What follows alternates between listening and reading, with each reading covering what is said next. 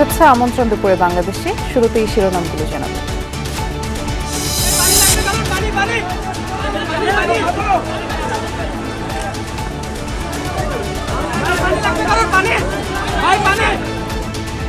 জুলাই অভ্যুত্থানে প্রতিরোধের প্রতীক মীর মুগ্ধ। 18 জুলাই পানি বিতরণের সময় গুলিতে শহীদ হন। আন্দোলনের অগ্নিশিখায় পরিণত হয় বেসরকারি বিশ্ববিদ্যালয়। সে তো আমাদের সবার মাঝে আছে। আমার তো আর অনেক না, সন্তান না, দেশের সম্পদ। ফিফা বিশ্বকাপ শুধু মুগ্ধতাই নয়, ছড়িয়েছে বিভেদ, উগ্রতাও। ট্রল বুলিংয়ে একে অন্যকে কাবু করেছেন সমর্থকরা। মানসিক যত্ন নেওয়ার পরামর্শ মনোবিদদের। আবেগীয় বুদ্ধিমত্তার অভাব বোধই এই ধরনের সহিংসতার দিকে এই যুবক বা এই কিশোর কিশোরীদেরকে নিয়ে যায়। মূল্যস্ফীতি বিবেচনায় সরকারি চাকরিজীবীদের বেতন বৃদ্ধির তোড়জোড় থাকলেও অবহেলিত বেসরকারি খাতের শ্রমজীবীরা। বৈষম্য দূর করার তাগিদ।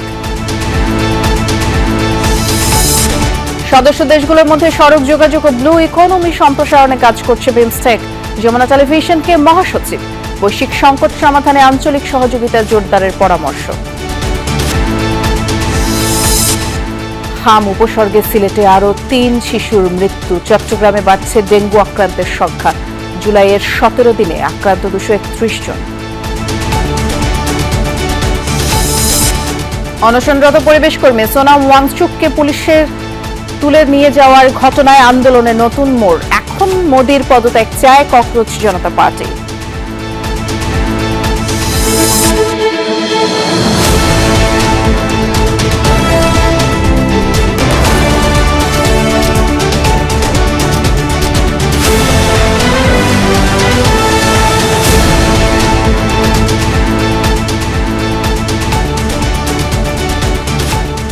শিরোনামগুলো শুনছিলেন। এছাড়াও দেশ বিদেশে আরো খবর নিয়ে দুপুরে বাংলাদেশে নুসরাত বৃষ্টি আপনাদের সাথে আছি।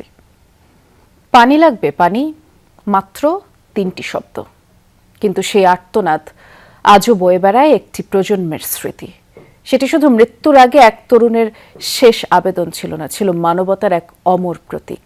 মীর মাহফুজুর রহমান মুগ্ধ। 18 জুলাই উত্তরায় আহত আন্দোলনকারীদের হাতে পানি আর বিস্কুট তুলে দিতে গিয়ে গুলিবিদ্ধ হয়ে শহীদ হন তিনি। আর এদিন নতুন করে গতি পায় গণ আন্দোলন। রাজপথে নেমে আসে বেসরকারি বিশ্ববিদ্যালয়ের হাজারো শিক্ষার্থী, আর সব মিলিয়ে প্রাণ যায় 26 শিক্ষার্থীর। সেই অবদানের স্বীকৃতিতেই 18 জুলাইকে ঘোষণা করা হয়েছে প্রাইভেট ইউনিভার্সিটি রেজিস্ট্যান্স ডে। তবে বন্যা পরিস্থিতির কারণে এবার দিবসটি 23 জুলাই পালিত হবে। সহকর্মী কাউসার হোসেনের ক্যামেরায় আরেক সহকর্মী লামিয়া তিথির রিপোর্ট। টিউ গার্ডেনে একটা সুন্দর জিনিস দেখবেন, চলেন আপনাদেরকে দেখাই। মাত্র 26 বছরের এক স্বপ্নবাজ তরুণ মীর মাহফুজুর রহমান মুগ্ধ। স্বপ্ন ছিল ঘুরে বেড়ানোর। বিশ্বাস করতেন দেশকে জানতে হলে আগে দেখতে হবে দেশটাকে।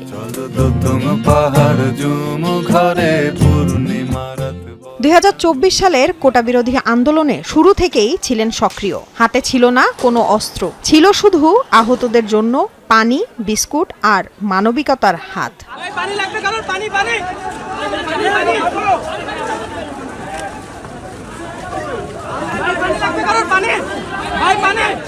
এই কয়েকটি শব্দই হয়ে ওঠে এক আন্দোলনের সবচেয়ে হৃদয়স্পর্শী স্মৃতি। 18 জুলাই উত্তরা আজমপুর। আন্দোলনকারীদের মাঝে পানি বিতরণের সময় গুলিবিদ্ধ হন বিউপির ছাত্র মুগ্ধ। হাসপাতালে নেয়ার পথেই থেমে যায় তার জীবন, কিন্তু থেমে যায়নি তার উচ্চারণ। সেই আর্তনাদ ছড়িয়ে পড়ে সারা দেশে। 2 বছর পেরিয়ে গেছে, কিন্তু মুগ্ধর বাবা মীর মোস্তাফিজুর রহমানের দিন যেন এখনো আটকে আছে 24-এর সেই 18 জুলাইয়ে। কবরের পাশে দীর্ঘ সময় নীরবে দাঁড়িয়ে থাকেন। সন্তানের কবরের ঘাসে হাত বুলিয়ে যেন খুঁজে ফেরেন তার স্পর্শ। বাড়িতেও বদলায়নি অনেক কিছু। মুগ্ধর ঘর এখনো আগের মতোই সাজানো। ধুলো জমা কম্পিউটার, বিছানা, আলমারি, সবখানেই মুগ্ধ স্মৃতি। মুগ্ধ নাই, একটা শূন্যতা অবশ্যই বিরাজ করে। আর যত শূন্যতা বিরাজ করুক, আসলে সে তো আমাদের সবার মাঝে আছে। আমার তো আর এখন একক না, সন্তান না হইলে দেশের সম্পদ। ছোট ভাইয়ের স্মৃতি হাতড়ে বেড়ান বড় ভাই মীর মাহমুদুর রহমান দীপ্ত। পুরনো ছবিতে ফিরে আসে শৈশবের হাসি আর 18 জুলাইয়ের সেই শেষ বিদায়ের স্মৃতি। সে বলতেছিল যে ভাইয়া তোমার কি মনে হয় যে এই রাষ্ট্র ছাত্রদের উপর আবার গুলি চালাবে কখনো? এই রাষ্ট্রের তো শিক্ষা পাওয়ার কথা ইতিহাস থেকে। পরের দিন যখন সে নিজে মাথার একবারে ঠিক মধ্যিখানে গুলিবিদ্ধ হয়ে পড়ে যাচ্ছিল, তার বিশ্বাসটা যখন ভেঙে চুরমার হয়ে যাচ্ছিল, আমার কাছে আসলে ওই চিন্তাটাই আসলো যে এই রাষ্ট্র তো আসলে উদাহরণ তৈরি করেনি। 18 জুলাই শুধু মুগ্ধর আত্মত্যাগের দিন নয়, এটি ছিল আরেকবার আন্দোলনের মোড় ঘুরে যাওয়ার দিনও। পাবলিক বিশ্ববিদ্যালয়গুলোর ওপর ভয়াবহ রাষ্ট্রীয় দমনপীড়ন, আবাসিক হলগুলো জোরপূর্বক খালি করা এবং সহযোদ্ধা শিক্ষার্থীদের হত্যাকাণ্ড। তার ওপর আগের রাতে মোবাইল ইন্টারনেটও বন্ধ করে দেয় হাসিনা সরকার। সব মিলিয়ে আন্দোলনে যখন আরেক দফা ধাক্কা, তখনই রাজপথে নামে BRAC, east West, north south, AIUB, IUB সহ প্রায় শতাধিক বেসরকারি বিশ্ববিদ্যালয়ের শিক্ষার্থীরা। দুপুরের পর থেকে উত্তরা, রামপুরা, বনশ্রী, আফতাবনগর, কুড়িল, নর্দা, ধানমন্ডি, মোহাম্মদপুর, মিরপুর, ঢাকার বিভিন্ন প্রান্তে গড়ে ওঠে একের পর এক প্রতিরোধের ঘাঁটি। জুলাইয়ের সে আন্দোলনে রাজপথে প্রাণ দেন 26 শিক্ষার্থী। তাদের সেই আত্মত্যাগ ও প্রতিরোধের স্বীকৃতি স্বরূপ 18 জুলাইকে প্রাইভেট ইউনিভার্সিটি রেজিস্ট্যান্স ডে হিসেবে ঘোষণা করা হয়েছে। তবে এ বছরে বন্যা পরিস্থিতির কারণে শিক্ষার্থীদের দিবসটি পালন করা হবে 23 জুলাই। বাংলাদেশের আপামর জনতা এবং জনগণ জানে যে আসলে বেসরকারি বিশ্ববিদ্যালয়ের শিক্ষার্থীদের অবদান ছাড়া এই সরকারের পতন সম্ভব ছিল না। দেশের ক্রান্তি লগ্নে আসলে আমরা কোনো ডে পালন করতে চাই না, সেই জায়গা থেকে এটা 23 তারিখে পালিত হবে। অবশ্যই এটা আনন্দের ব্যাপার যে এটা স্বীকৃতি পেয়েছে, কারণ স্বীকৃতি না পাওয়া পর্যন্ত আসলে যত মুখে বলি কাগজ কলম না থাকলে হয় না। সরকারের প্রতি অনুরোধ রাখবো, যখন এই দিবসটা পালন হবে, গণ অভ্যুত্থানের সময় যারা প্রকৃতভাবে অংশগ্রহণ করছে তাদের সবাইকে যেন সরকার কানেক্ট করে। শিক্ষার্থীদের প্রত্যয়, দেশ, গণতন্ত্র ও ন্যায়ের প্রশ্নে ভবিষ্যতেও যে কোনো সময় প্রয়োজনে রাজপথে থাকবে বেসরকারি বিশ্ববিদ্যালয়ের শিক্ষার্থীরা। লামিয়া তিথি, যমুনা নিউজ, ঢাকা। আমেরিকায় যখন চলছে মাসব্যাপী ফুটবল ঝড়, তখন এর ঝাপটা এসে লেগেছে বাংলাদেশেও। ফুটবল উন্মাদনায় কাঁপছে গোটা দেশ। প্রিয় দলের জয় পরাজয়ে দেশের সমর্থকরা কখনো উচ্ছ্বসিত, আবার কখনো বিক্ষুব্ধ। নিজ নিজ দলের পক্ষে চলছে কথার লড়াই, ট্রল, বুলিং। কখনো তা রূপ নিয়েছে সহিংসতায়, ঘটেছে হতাহতের ঘটনাও। কেউ বা অতি আবেগে আত্মহত্যা পর্যন্ত করেছেন। মনোরোগবিদরা বলছেন, নানা মানসিক ক্ষতে জর্জরিত তরুণদের যত্ন নিতে হবে, নইলে ভবিষ্যতে গোষ্ঠীগত সহিংসতা অভ্যাসে পরিণত হওয়ার শঙ্কা আছে। সহকর্মী শাকিল হাসানের রিপোর্ট। বিশ্বকাপ ফুটবল পৃথিবীর বেশিরভাগ মানুষকে আলোড়িত করে। বাংলাদেশে এর বহিঃপ্রকাশ একটু বেশি। সেটা পতাকার সংখ্যা ও আকারের প্রতিযোগিতা থেকে শুরু করে বড় পর্দায় খেলা দেখার আয়োজনেই স্পষ্ট। আর তাই তো বিশ্বকাপে না খেলেও বৈশ্বিক সংবাদে আছে বাংলাদেশ।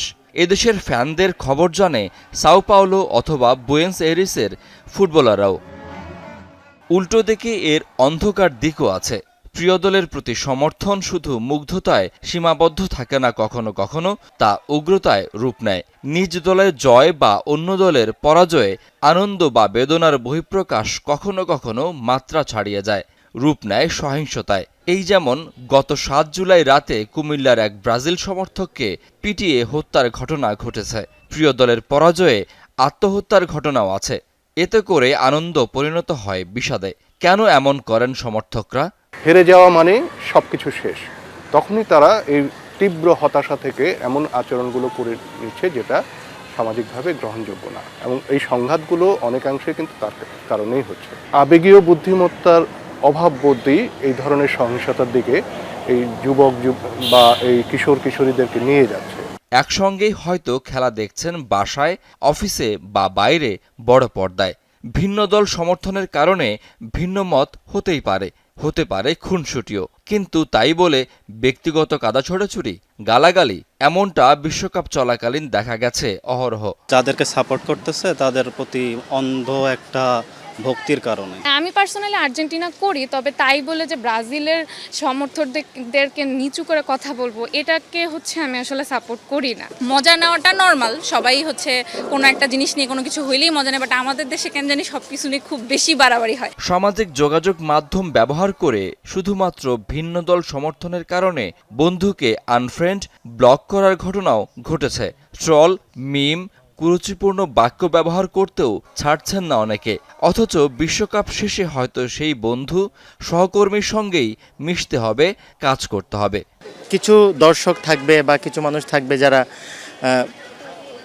এই বিষয়টাকে সিরিয়াসলি নিয়ে নেয়, এবং এরকম কিছু আছে, তো ওদের কারণে আসলে মাত্রাটা ছাড়াই আর কি। ঝগড়াঝাটি করি, মারামারি করি, একজন একজনকে বুলিং করতেছি, এমনটা আসলে করা উচিত না। কারণ আমরা এখানে বসে এটা করতেছি, বাট আসলে কি ওরা এই জিনিসটা করে? কখনোই করে না। ব্যক্তিগত হতাশা, বেকারত্ব, ক্ষোভ, সম্পর্কে টানাপোড়েন, রাজনৈতিক অস্থিতিশীলতা সহ নানা কারণে মানুষের মন বিক্ষিপ্ত। ট্রল বা সহিংস আচরণের ক্ষেত্রে এসবই নিয়ামক হিসেবে কাজ করে। তাই মানসিক স্বাস্থ্যের দিকে নজর না দিলে আগাম শঙ্কার কথা জানালেন এই মনোবিদ। আগামীতে এই সংঘাতগুলো কিন্তু গোষ্ঠী পর্যায়ে চলে যাবে। আমরা দেখব যে বিভিন্ন গ্রামবাসীর মধ্যে সংঘর্ষ তৈরি হচ্ছে, বিভিন্ন জেলার মধ্যে সংঘর্ষ তৈরি হচ্ছে। একে অন্যকে সহ্য করতে না পেরে একে অন্যকে শেষ করে দেওয়ার একটা প্রবণতা তৈরি হবে, এবং সেটা কিন্তু রাষ্ট্রীয় পর্যায়ে বিভিন্ন রাজনৈতিক দলের মধ্যেও তৈরি হবে। কোনো একদিন হয়তো বিশ্বকাপ ফুটবলে খেলবে বাংলাদেশ। সেদিন আর ব্রাজিল আর্জেন্টিনা নয়, সবাই মিলে একসঙ্গে সাপোর্ট করবে লাল সবুজ পতাকা উড়িয়ে। সেদিনই কেবল বন্ধ হতে পারে সমর্থকদের অহেতুক উত্তেজনা, এমন প্রত্যাশা ফুটবল প্রেমীদের। শাকিল হাসান, যমুনা নিউজ, ঢাকা। ক্ষমতা নয়, বরং বিএনপির কাছে জনতাই আগে। জনগণের সরকার বলেই বিএনপি বিপদে আপদে তাদের পাশে থাকবে বলেছেন স্বরাষ্ট্রমন্ত্রী সালাউদ্দিন আহমদ। সকালে কক্সবাজারের পেকো উপজেলা পরিষদ প্রাঙ্গণে আলহাজ শামসুল হক ফাউন্ডেশনের উদ্যোগে বন্যায় গৃহহীন ১০০ পরিবারের মাঝে ঘরের সামগ্রী বিতরণ অনুষ্ঠানে যোগ দেন তিনি। এ সময় মন্ত্রী বলেন, সব সময় জনগণের পাশে থাকাই বিএনপির আদর্শ, উদ্দেশ্য, অঙ্গীকার। প্রাকৃতিক দুর্যোগে যারা ক্ষতিগ্রস্ত হয়েছেন তাদের সরকারি সহযোগিতা করা হবে। এ সময় ক্ষতিগ্রস্তদের সহায়তায় সমাজের বিত্তবানদের এগিয়ে আসার আহ্বান জানান স্বরাষ্ট্রমন্ত্রী।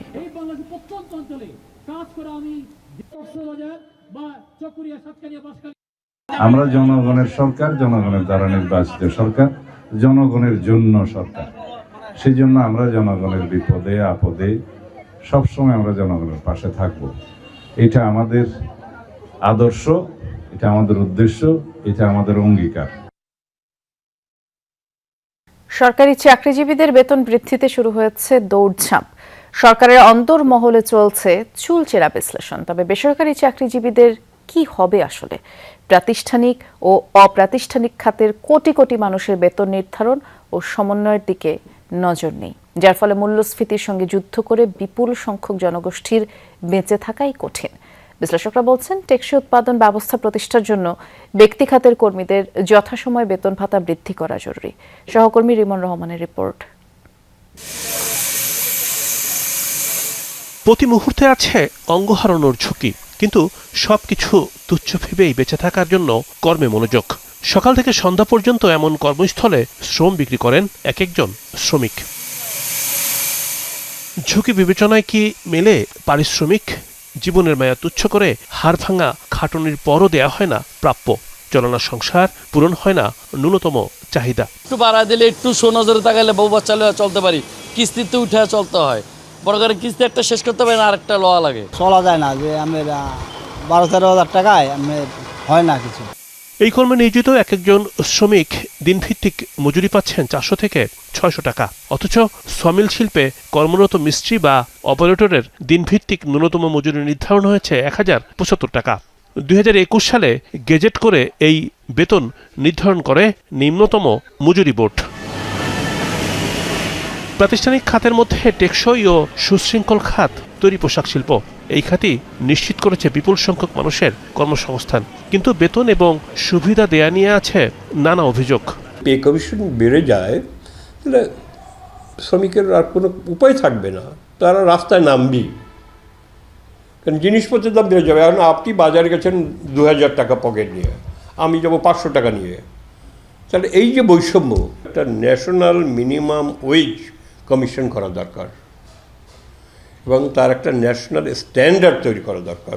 অন্যতম প্রাতিষ্ঠানিক খাত চামড়া শিল্প। প্রক্রিয়াকরণের নানা ধাপে আছে ঝুঁকি, কিন্তু ন্যায্য পাওনা দেবার ক্ষেত্রে আছে উদাসীনতা। এই খাতে কর্মরত শ্রমিকদের বেতন বৃদ্ধিতে নেই নজর। 2014 সালের নভেম্বরে এই খাতের জন্য যে ন্যূনতম বেতন নির্ধারণ হয় তা কার্যকর করা হয়নি, ফলে উচ্চ মূল্যস্ফীতিতে নাকাল শ্রমিকরা।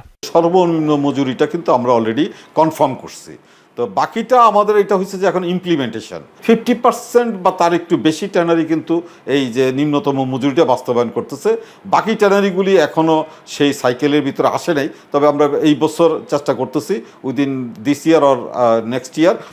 সরকারি কর্মচারী এবং পেনশনভোগীর সংখ্যা প্রায় 20 লাখ। বৃদ্ধি করা হচ্ছে তাদের বেতন ও সুবিধা, কিন্তু মোট 7 কোটির বেশি শ্রমশক্তির এই দেশে 85%ই অপ্রাতিষ্ঠানিক খাতে কর্মরত। প্রশ্ন হচ্ছে, প্রাতিষ্ঠানিক ও অপ্রাতিষ্ঠানিক খাতের কর্মরতদের বেতন ও সুবিধা বৃদ্ধিতে কেন উদাসীনতা? একই জায়গায় বাজার করতেছে, একজনের মজুরি সরকার 5 বছর পর ঠিক করে দিচ্ছে, আরেকজনের মজুরি হয়তো নিম্নতম মজুরি বোর্ড ঠিক করেছে, আর এক দলের কারোই মজুরি ঠিক নেই, আরেক দল জানেই না যে মজুরি কত হওয়া উচিত। জাতীয় ন্যূনতম মজুরি কমিশন গঠন করা, যে কমিশনের মাধ্যমে এই ব্যাপারগুলো মানে সার্বক্ষণিকভাবে একটা নজরদারি করা হবে যে কোন সেক্টরে কোন অঞ্চলে এই মুহূর্তে মজুরি আপনার রিভিউ হওয়া দরকার, দ্রব্যমূল্য কোন অবস্থায় গেলে বা মুদ্রাস্ফীতি কোন অবস্থায় গেলে নির্ধারিত মজুরি রিভিউ হওয়া দরকার। মূল্যস্ফীতির সঙ্গে সমন্বয় করে বেতন বৃদ্ধির বিকল্প নেই, তা না হলে তৈরি হতে পারে বিশৃঙ্খলা। রিমন রহমান, যমুনা নিউজ, ঢাকা। আঞ্চলিক সহযোগিতা জোরদারের মাধ্যমে বৈশ্বিক সংকট মোকাবেলা সম্ভব বলে মনে করেন বিমস্টেক মহাসচিব ইন্দ্রমণি পাণ্ডে। দিল্লিতে 3 দিনের জাতীয় নিরাপত্তা প্রধানদের বৈঠকের আগে যমুনা টেলিভিশনকে দেয়া সাক্ষাৎকারে তিনি এ কথা বলেছেন। জানান, সদস্য দেশগুলোর মধ্যে সড়ক যোগাযোগ ও ব্লু ইকোনমি সম্প্রসারণে কাজ করছে বিমস্টেক। পাশাপাশি জলবায়ু পরিবর্তন মোকাবেলা ও ইন্দো প্যাসিফিক অঞ্চলের লক্ষ্য বাস্তবায়নেও সহযোগিতা বাড়াচ্ছে সংস্থাটি। সহকর্মী আহমেদ রেজার প্রতিবেদন। মধ্যপ্রাচ্যের যুদ্ধ বিশ্বজুড়ে জ্বালানি ও সরবরাহ ব্যবস্থায় চাপ তৈরি করেছে। এই পরিস্থিতিতে আঞ্চলিক সহযোগিতা আরও জোরদার করতে চায় 7 দেশের জোট বিমস্টেক। যমুনা টেলিভিশনকে দেয়া সাক্ষাৎকারে সংস্থাটির মহাসচিব ইন্দ্রমণি পাণ্ডে বলেন, জ্বালানি, খাদ্য নিরাপত্তা, বাণিজ্য ও সরবরাহ ব্যবস্থার মতো সংকট মোকাবেলায় আঞ্চলিক সহযোগিতাই এখন সবচেয়ে কার্যকর পথ। সদস্য রাষ্ট্রগুলো পারস্পরিক সহযোগিতার জন্য যেসব খাত নির্ধারণ করেছে সেগুলো এগিয়ে নিচ্ছে বিমস্টেক। বিশেষ করে বিশ্বব্যাপী সরবরাহ ব্যবস্থা, বাণিজ্য নেটওয়ার্ক, জ্বালানি নিরাপত্তা এবং খাদ্য নিরাপত্তার মতো সংকটে আঞ্চলিক সহযোগিতা বেশি গুরুত্বপূর্ণ।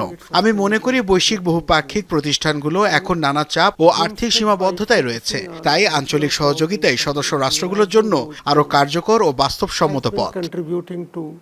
বঙ্গোপসাগরীয় অঞ্চলে সামুদ্রিক সম্পদের সুরক্ষা ও টেকসই ব্যবহারে ব্লু ইকোনমি খাতে গুরুত্ব দিচ্ছে বিমস্টেক। সদস্য দেশগুলোর মধ্যে সড়ক, নৌ, আকাশ ও ডিজিটাল যোগাযোগ বাড়াতেও কাজ করছে সংস্থাটি। কয়েক বছর আগে আঞ্চলিক সহযোগিতার নতুন খাত হিসেবে ব্লু ইকোনমি অন্তর্ভুক্ত করেছি।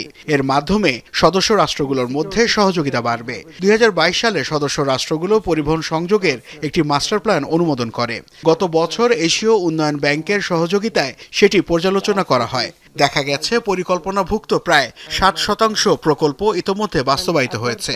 এটি শুধু সড়ক ও স্থল যোগাযোগ নয়, সামুদ্রিক যোগাযোগ, বিমান যোগাযোগ, ডিজিটাল সংযোগ এবং জনগণের পারস্পরিক যোগাযোগও এর অন্তর্ভুক্ত।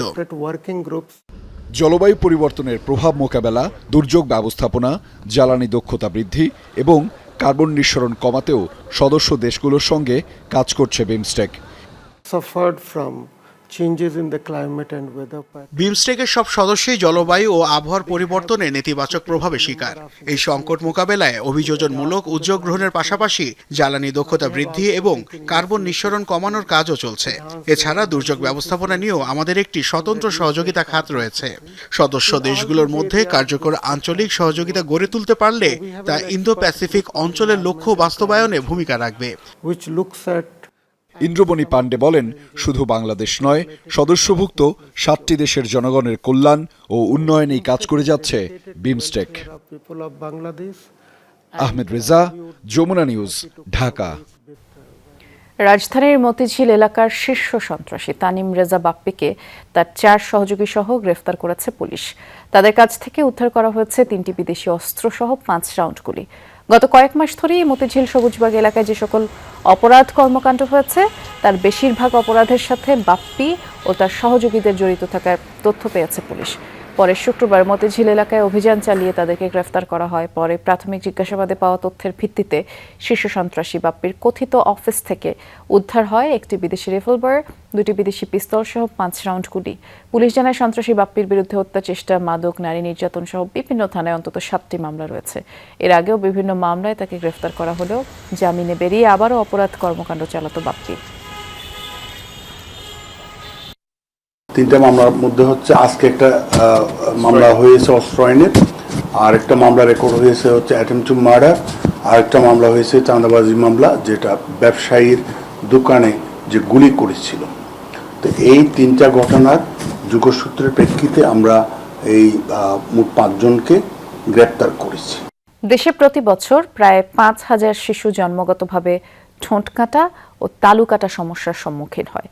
এসব শিশুদের স্বাভাবিক জীবনে ফিরিয়ে আনতে সরকারি কর্মচারী হাসপাতালে শুরু হয়েছে বিনামূল্যে বিশেষ অস্ত্রোপচার কর্মসূচি। সকালে এই মানবিক কার্যক্রমের উদ্বোধন করেন জনপ্রশাসন মন্ত্রণালয়ের উপদেষ্টা ইসমাইল জবিউল্লাহ। উদ্বোধন শেষে উপদেষ্টা জানিয়েছেন, স্বাস্থ্যসেবাকে সাধারণ মানুষের দোরগোড়ায় পৌঁছে দিতে প্রতিটি উপজেলা হাসপাতালকে 101 শয্যায় উন্নীত করার কাজ শুরু করেছে সরকার। এছাড়া বিভাগীয় পর্যায়ে সরকারি কর্মকর্তা কর্মচারীদের জন্য বিশেষ সেবা এবং হাসপাতালের সব কার্যক্রম ডিজিটালাইজড করার পরিকল্পনাও তুলে ধরেন তিনি।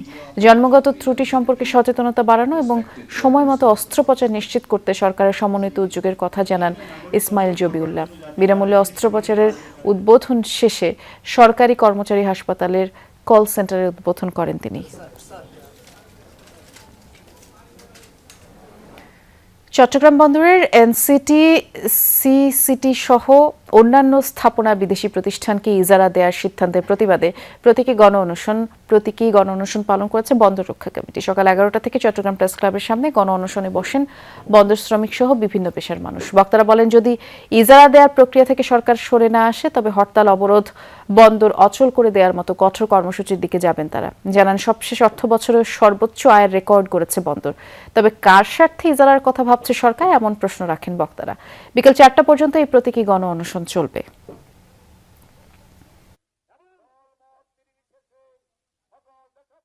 আমরা আন্দোলন সংগ্রাম করেছি এবং মামলা করে প্রমাণ করেছি সেটা ভুয়া কোম্পানি।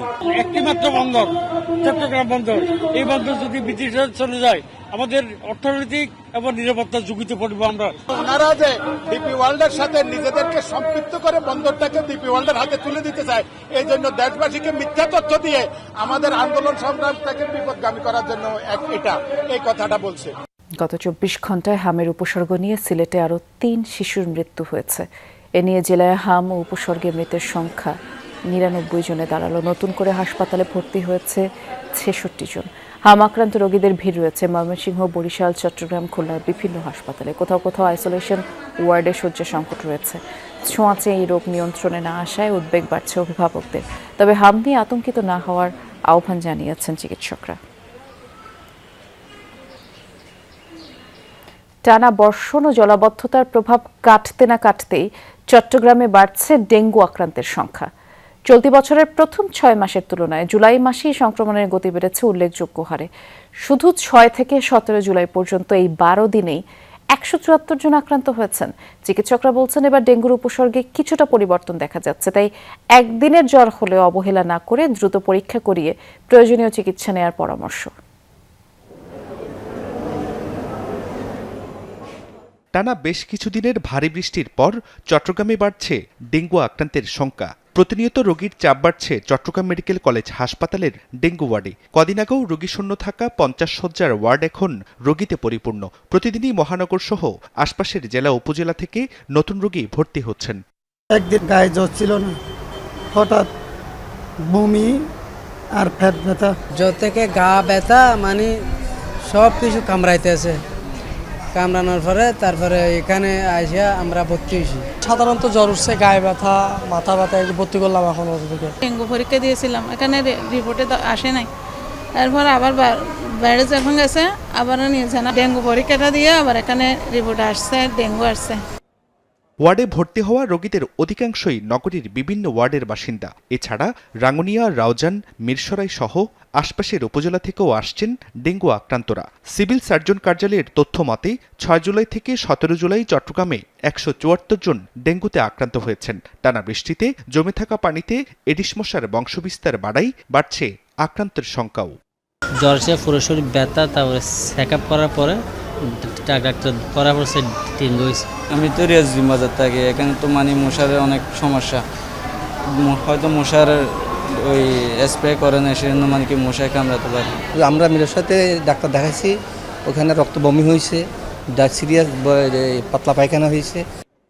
চিকিৎসকরা বলছেন এবার ডেঙ্গুর উপসর্গে কিছুটা পরিবর্তন দেখা যাচ্ছে, তাই একদিন জ্বর হলেও অবহেলা না করে দ্রুত পরীক্ষা করিয়ে চিকিৎসা নেওয়ার পরামর্শ তাদের।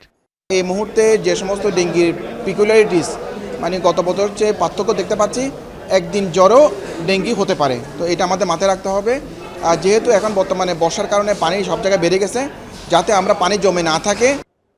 এদিকে হঠাৎ রোগী বাড়লেও চিকিৎসা সেবা দিতে প্রয়োজনীয় প্রস্তুতি রয়েছে বলে জানান হাসপাতাল কর্তৃপক্ষ। যেহেতু আমরা একটা 50 বেডের করেছি শয্যা, এটা যদি বেড়ে যায় তখন আমাদেরকে রোগীদেরকে আমাদের যে মেজে আছে মেঝেতে রাখতে হবে। যদি কোনো রোগী যদি কমপ্লিকেটেড হয় তাদেরকে আমরা আইসিইউতে শিফট করব। চলতি বছরে চট্টগ্রামে 529 জন ডেঙ্গুতে আক্রান্ত হয়েছেন। এর মধ্যে শুধু চলতি মাসের 17 দিনেই আক্রান্ত হয়েছেন 231 জন।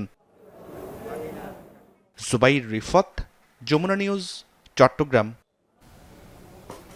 খেলাধুলা শুধুমাত্র প্রতিযোগিতার ক্ষেত্র নয়, এটি দেশের সীমান্ত পেরিয়ে বন্ধুত্ব, শান্তি ও সংহতি গড়ে তোলার অন্যতম শক্তিশালী মাধ্যম বলে মন্তব্য করেছেন যুব ও ক্রীড়া প্রতিমন্ত্রী আমিনুল হক। সকালে 10ম দক্ষিণ এশিয়ান কারাটে চ্যাম্পিয়নশিপ 2026-এর আনুষ্ঠানিক উদ্বোধন শেষে তিনি বলেছেন, তরুণ খেলোয়াড়দের অগ্রাধিকার দিয়ে আন্তর্জাতিক মানের ক্রীড়া অবকাঠামো, উচ্চমানের প্রশিক্ষণ ও বৈশ্বিক সহযোগিতায় সরকার বিনিয়োগ করছে। 10ম দক্ষিণ এশিয়ান কারাটে চ্যাম্পিয়নশিপ বাংলাদেশের বৃহৎ আন্তর্জাতিক ক্রীড়া আসর সফলভাবে আয়োজনের সক্ষমতার একটি প্রমাণ বলে উল্লেখ করেন তিনি। বাংলাদেশ, ভারত, নেপাল, ভুটান, শ্রীলঙ্কার মতো 700-এর বেশি ক্রীড়াবিদ প্রতিযোগিতায় অংশগ্রহণ করেন। For Bangladesh, hosting this championship is not আমাদের সরকারের দূরদর্শী নেতৃত্বে বাংলাদেশের ক্রীড়া খাতে বড় ধরনের পরিবর্তন ঘটছে। আমরা তরুণদের উন্নয়নকে কোনো গৌণ বিষয় হিসেবে দেখছি না, বরং এটি আমাদের জাতীয় উন্নয়নের কৌশলের অন্যতম ভিত্তি। আমরা আন্তর্জাতিক মানের অবকাঠামো, উচ্চমানের প্রশিক্ষণ এবং বৈশ্বিক সহযোগিতায় ব্যাপক বিনিয়োগ করছি। 10ম দক্ষিণ এশিয়ান ক্যারাটে চ্যাম্পিয়নশিপ আয়োজন বাংলাদেশের বৃহৎ আন্তর্জাতিক ক্রীড়া আসর সফলভাবে আয়োজনের সক্ষমতারই একটি উজ্জ্বল প্রমাণ। ভারতের শিক্ষামন্ত্রীর পদত্যাগের দাবিতে আন্দোলনের নতুন মোড়। অনশনরত পরিবেশ কর্মী সোনাম ওয়াংচুককে জোর করে যন্তর মন্তর থেকে তুলে নিয়ে যাওয়ার ঘটনায় উত্তপ্ত পরিস্থিতি। এই ঘটনার প্রতিবাদে শিক্ষামন্ত্রীর পরিবর্তে এখন নরেন্দ্র মোদীর পদত্যাগের দাবিতে আন্দোলনের ঘোষণা দিয়েছে আলোচিত ককরোচ জনতা পার্টি। আজ থেকে অনশনে বসছেন দলটির প্রতিষ্ঠাতা অভিজিৎ দেবকে। যদিও পুলিশের দাবি, হাইকোর্টের নির্দেশে চিকিৎসার জন্য হাসপাতালে নেওয়া হয়েছে ওয়াংচুককে।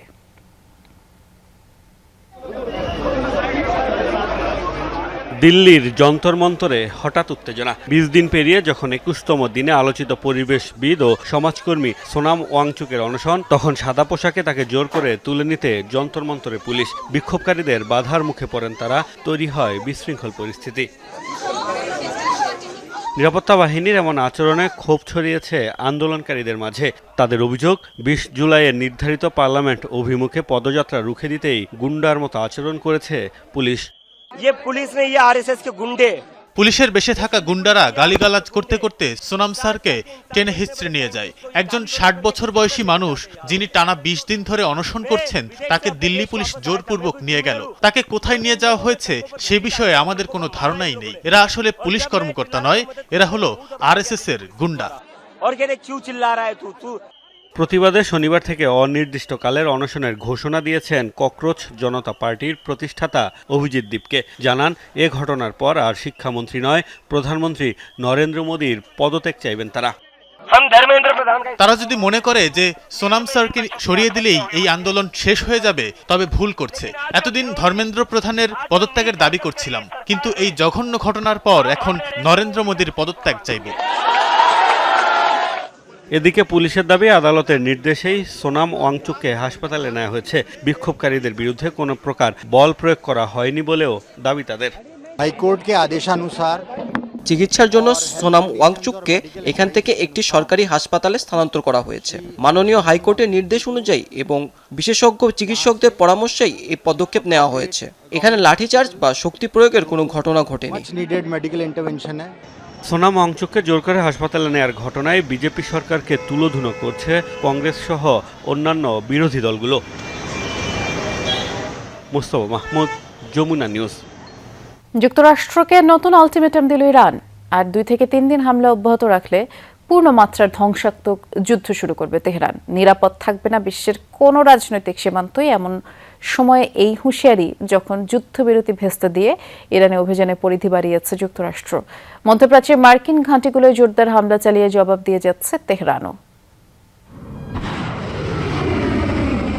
যুদ্ধবিরতি ভেঙে টানা 7ম রাতের মতো ইরানের যুক্তরাষ্ট্রের অভিযান। আক্রান্ত আহবাজ, সিরিক, বুশের, বন্দর আব্বাস সহ মধ্য ও দক্ষিণাঞ্চলের একাধিক শহর। কাশেম আইল্যান্ডেও হয়েছে বোমাবর্ষণ। হরমুজগানে ক্ষতিগ্রস্ত হয়েছে 2টি সেতু, একটি টানেল। হতাহতের ঘটনাও হয়েছে সেখানে। জোরদার পাল্টা জবাব দিয়েছে ইরানও। বুশেহরের নতুন মোতায়েনকৃত আকাশ প্রতিরক্ষা ব্যবস্থা দিয়ে একটি মার্কিন MQ-9 ড্রোন ভূপাতিতের দাবি করেছে তেহরান। ইরান অনুমোদিত রুট ব্যবহার না করায় হরমুজ প্রণালীতেও হামলার টার্গেট হয়েছে একাধিক নৌযান। কুয়েতে ক্যাম্প উদেইরি ও আলী আল সালেম ঘাঁটিতে হামলার টার্গেট হয়েছে গোলাবারুদের গুদাম ও সেতু। আঘাত হেনেছে জর্ডানের 2 মার্কিন ঘাঁটিতেও। ক্ষতিগ্রস্ত একাধিক ফাইটার জেট ও সামরিক ফুয়েল ট্যাঙ্ক। পাল্টাপাল্টি হামলা জোরদারের মধ্যেই যুক্তরাষ্ট্রকে নতুন আলটিমেটাম দিয়েছে ইরান। আর মাত্র 2 থেকে 3 দিন, এরপরই আরও ভয়ঙ্কর পর্যায়ে প্রবেশ করবে যুদ্ধ। দেশটির সর্বোচ্চ নেতার উপদেষ্টা মোহসিন রেজাই দিয়েছেন এই হুঁশিয়ারি। যুক্তরাষ্ট্র যদি আরো 2 থেকে 3 দিন হামলা চালিয়ে যায় তাহলে আমরা পূর্ণমাত্রার ও ধ্বংসাত্মক আক্রমণের পর্যায়ে প্রবেশ করব। এর অর্থ কি? এর অর্থ হলো ইরান আর শুধু পাল্টা জবাবের মধ্যেই সীমাবদ্ধ থাকবে না। ইরানের আক্রমণাত্মক শক্তির সামনে কোনো রাজনৈতিক সীমান্তই আর নিরাপদ থাকবে না। রাষ্ট্রীয় টেলিভিশন IRIB-কে দেয়া সাক্ষাৎকারে রেজাই বলেন, তারা এখন পর্যন্ত যথেষ্ট সংযম দেখিয়েছে যাতে পুরো মধ্যপ্রাচ্যে সর্বাত্মক যুদ্ধ ছড়িয়ে না পড়ে। তবে যুদ্ধ চলবে, আলোচনাও চলবে, এই নীতি এখন শেষ। ওয়াশিংটন একের পর এক প্রতিশ্রুতি ভঙ্গ করায় সমঝোতা স্মারক অকার্যকর হয়ে গেছে বলেও মনে করে তেহরান। তাই প্রয়োজনে স্থল বাহিনী সহ অতিরিক্ত সামরিক সক্ষমতা মোতায়েন করবে IRGC। Dorothy Dustin, Jamuna news. এই ছিল দুপুরে বাংলাদেশের প্রথম ঘন্টার আয়োজনে। এর পরের ঘন্টার আয়োজন নিয়ে ফিরবেন সহকর্মী মশিউর অনিক। দেখার আমন্ত্রণ রইল।